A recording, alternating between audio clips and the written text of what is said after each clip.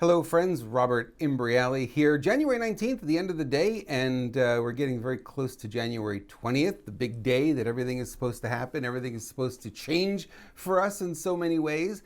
And it's been really fascinating. I've been talking to a lot of my clients, I've been talking to friends and family members about what they expect to happen. And everyone's been watching not just the mainstream news, you're not really getting the full picture there, but also a lot of people that I know are watching some alternate news feeds as I have as well. And they're painting a very different picture of what we can possibly expect going forward here. And one thing that's really come to my attention, there's a genuine fear among people to talk about election fraud, to talk about inauguration, to talk about communism, to talk about all the things that are pretty clear when you start to look at the big picture. Now, if you're just listening to mainstream media, you're kind of missing the boat. You're not getting the full picture because it's not being presented to you, and that's kind of by design. They're not bringing you the full picture. So what I would encourage you to do is to look beyond the headlines. I've been doing that. I had to, because I had so many people asking me, what do we expect? What is going on? What's going to happen next?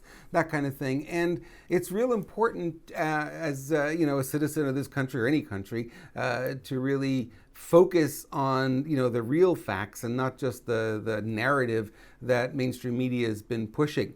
So one thing that's been happening that's been really interesting in not a good way to see is that people are afraid to talk. Afraid to talk with your neighbors, afraid to talk with your friends, afraid to talk with your clients about what your beliefs are and where you stand. Now, when in my lifetime has that ever been a problem, right? I've always talked about politics with my customers. I've been talking about it with neighbors and relatives and friends. And, I always talk about politics. It's never been a big deal. So you don't agree with me. Who cares? No big deal. But we've gotten to this point now where we villainize people if they don't believe exactly the way we believe, and if I'm not believing the way somebody else is believing, boy, they're going to villainize you. And now we're actually being made out to be domestic terrorists because we don't believe what the ruling party is believing and what they stand for. We don't believe in this stuff, and we're all of a sudden domestic terrorists, which has really frightened a lot of people. A lot of people getting kicked off social media. I've lost a lot of friend connections on social media, not by any fault of mine, but because their social accounts have been removed. And if your account hasn't been removed, you're not doing enough, right? You're not putting it out there. And I'm starting to see that as well. It's like I have it for business, but most people are leaving. Here's the thing about social media that people have to remember, and it's really important to pay attention to this, that social media only exists because you and I spend time there. My usage on Facebook is down to less than 10 minutes a day, when it used to be hours a day for business, for this, for that. And when they started doing all the censorship and cutting people off and, constantly berating anybody who talked about the election and putting little banners there that says Joe Biden is the official elected, blah, blah, blah, and all the rest of that. And it got really annoying. It got to the point like, what's the point here? And now we're seeing so many people getting kicked off the platform. A lot of people are leaving voluntarily, and I applaud them as well. I still have a little business to be done there, but I've committed not to spend any money on advertising anymore. Not going to support that network because they're not supportive of the American fabric here and the way we are. We're not into censorship. That's not the American way. Censorship has never been part of our First Amendment right is free speech. We should be able to say what we want to say. And you could argue, well, it's a private platform. Still, you can't just be cutting people off wholesale because you don't agree with them, and that's what's been going on. So when we see that happening, it's caused a lot of us to be fearful and not step up and not talk about what we believe. And that's really harmful because what ends up happening is then the narrative, the false narrative that's being created, becomes the ruling dominant conversation. And nobody else is going to speak against it for fear of retaliation. Well, this is what happens in communist countries, right? And I've never thought in my lifetime that I'd see it here. Yet, here we are. Here we are. So I made a commitment. That I'm going to be talking about this with anybody and everybody I run into, not to indoctrinate. It's not my goal at all. I don't really want to sway you to have different beliefs than the beliefs you hold. I want you to hold your beliefs and be firm in them. And when you have a belief about something, you should be able to answer the question, why do you hold that belief? Somebody asks me what my beliefs are, I'll tell them what they are, and I'll also tell them why I believe what I believe. And, if you just have a belief and you don't know why you're believing it, just because you heard it on the news or somebody else said it, that's not a very strong belief, is it? And it can be shaken, and you can end up starting to believe something else. So you want to really get behind your beliefs. You want to look at the reasons why you believe what you believe and what you see happening. Every one of us is having a different opinion here about what's going on, but there's a lot of us right now in society that have a lot of fear and a lot of anger.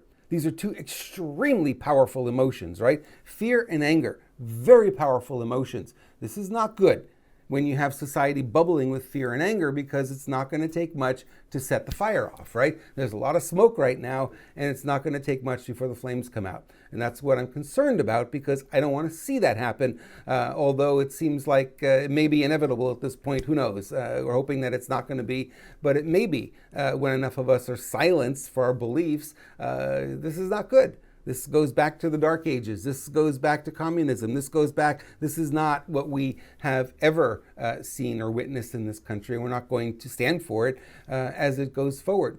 So I'm going to encourage you to do a couple of things. Number one is, don't hide your feelings with your friends and family. I don't mean get on Facebook and start, doing videos. That's not for everyone. Not everyone's going to be able to do that. But don't hide your feelings. Don't be afraid to have these conversations, because I think it's too important right now with what's going on to be coward and fearful.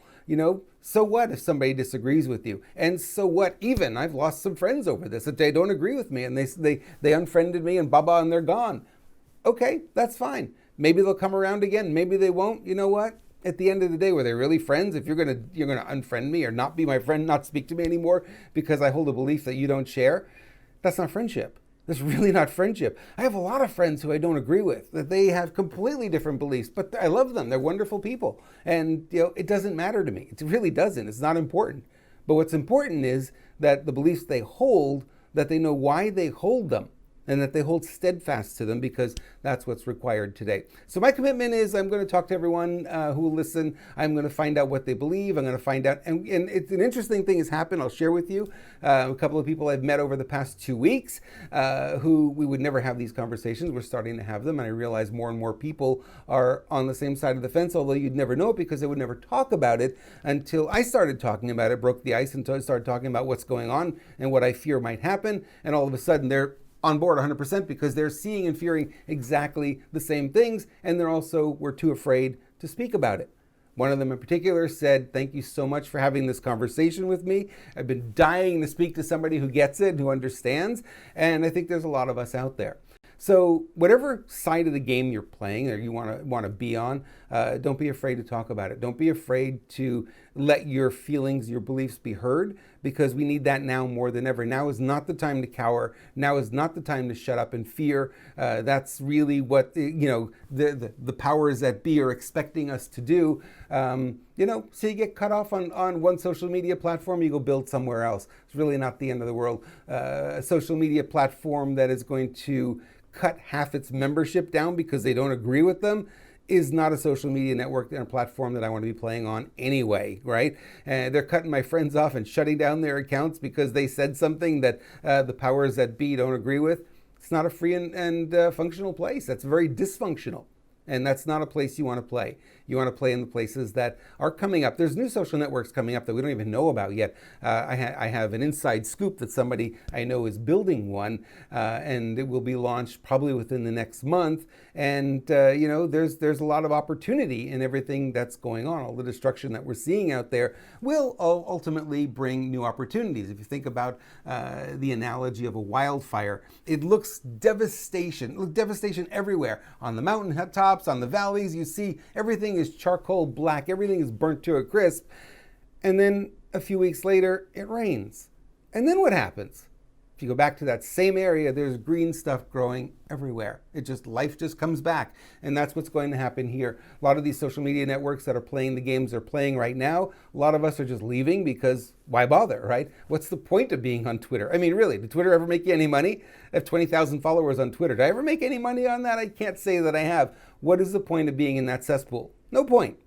And Facebook is sort of gone in the same direction. What's the point of being there, right? There is no point at some point. So we'll find new places, we'll find new homes to be, where we can express ourselves without fear of being canceled, without fear of being censored, without fear of being deleted, and we'll build new communities and make new friends as we go forward. So you might see this video on Facebook. Maybe it gets clipped, maybe it doesn't. I don't know, but I wanted to reach as many people as possible. So I'm going to use whatever networks I have right now, and for as long as I have them. And when they're no longer viable, I won't even bother with them.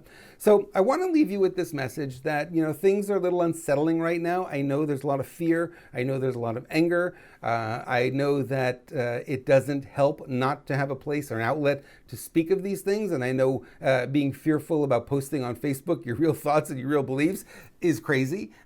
Social media should be a place where we come and support each other and find the people who believe like we believe, and we can step up together and be in this together, literally, because we really need to be.